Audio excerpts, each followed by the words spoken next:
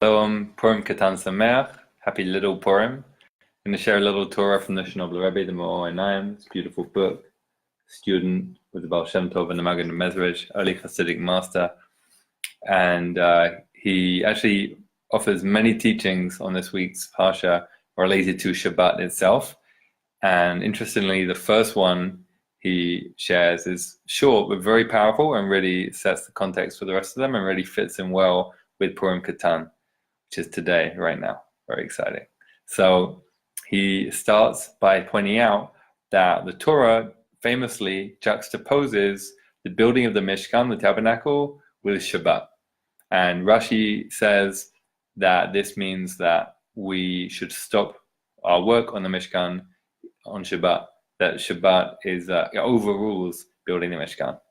But then the Chernobyler quotes the Zohar, who says that Shabbat is one of the names of God, and Shabbat is complete from all sides in every way. And he relates that to the idea that we ourselves, when we enter into Shabbat, we should feel like we are complete in every way and that nothing is lacking.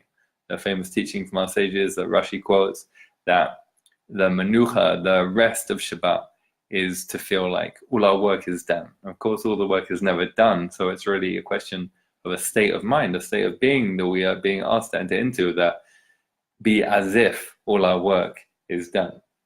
And then he goes back to the issue of building the Mishkan itself, our holy work. And he points out that building the tabernacle was originally given with the context of it being a place for the divine to dwell in us as people.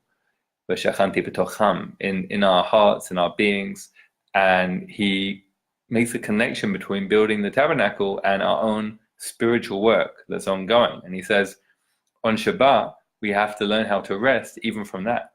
Now, that might seem counterintuitive to some of us because we think, Shabbat's a day for spiritual growth. But I think what he's asking us to do is step back from what we think our job in spiritual growth is, from all the plans and all the ideas that we're very attached to. It's great to have those for 6 days of the week and to be moving forward them. But I think he's asking us for Shabbat to step back from thinking that we know necessarily exactly which direction to go, exactly what we need to do. And he talks in the next paragraph, the final paragraph of the teaching, he concludes by talking about humility and says, really, the divine, the Ein Sof, is only going to dwell in us if we are humble and of lowly spirit.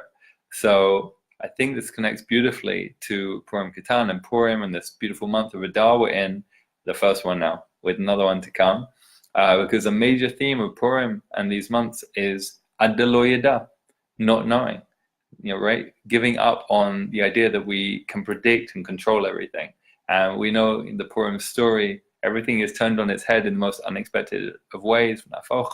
And we know that Haman thought that he picked the perfect day to kill the Jews, the Gemara says in Megillah, because it was the day that Moshe died, but he didn't know, he overlooked, or he just didn't see that side of the picture, that it was also the day that Moshe was born. So we also don't have all the facts and don't see everything, don't know everything. And even our spiritual work, and even on Shabbat, which feels like such a great day to do it, it's actually a great invitation to step back and think, okay, maybe there's something we don't know yet. And maybe there's a greater perspective that we can achieve by letting go a little bit of what we think we're working on and actually just really, really entering that state of being as if all the work is really done, letting ourselves taste a little bit of that. And then hopefully we'll be blessed to open to the insight we need to go deeper. So Purim Katan Sameach, Shabbat Shalom when it comes, and always a pleasure to share Torah with Torat Chayim. Take care.